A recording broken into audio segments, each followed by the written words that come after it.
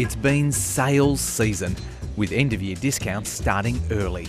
It's felt really staggered over the last, I'd say 3 months, which is a really long time. With a catch. People are doing it pretty tough, I think, more so than having plenty of money to spend. I think inflation is huge and rampant at the moment. I think it's insane. Which is why our jump in retail spending was a slight surprise. Retail spending rose 0.6% from April to May, but spending is only up 1.7% for the year. And that's not even half of what prices have risen by. Most of that recent boost was in clothing and footwear, with customers drawn in by big discounts.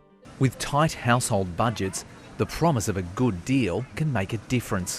When there's not a market event, such as a Mother's Day or change of season getting colder, or a end of season sale period, we have had to use discounts a little bit more to entice customers to come into stores. Elisha Hopkinson runs the company behind Saba, Jag and the brand clothing our Olympic athletes, Sportscraft. You can see that across the market people are not spending more overall, and so it's definitely a competitive game out there of who's doing the best job. Customers are being more discerning about what they buy. So it may be a t-shirt versus a knit, and so our job really is just to make sure that we can outfit our customers so they're spending more with us as they leave the store. So the sales worked, but expose a bigger problem. When we take that step back, it's quite clear that the retail sector overall remains quite weak, and that many households sort of need these discounts and these incentives in order to go out and spend like they used to. Economists say households are buying fewer goods and services than they used to.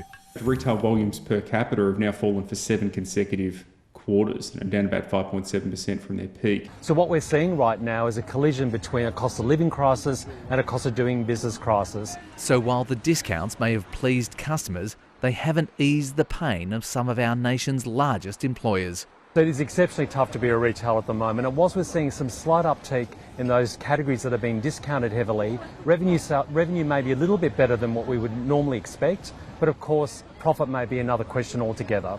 What remains to be seen is whether the jump in spending translates to inflation. Certainly inflation hasn't come down as quickly as the RBA might have hoped. The Reserve Bank has been lifting interest rates to try and get inflation down, but it's stopped working.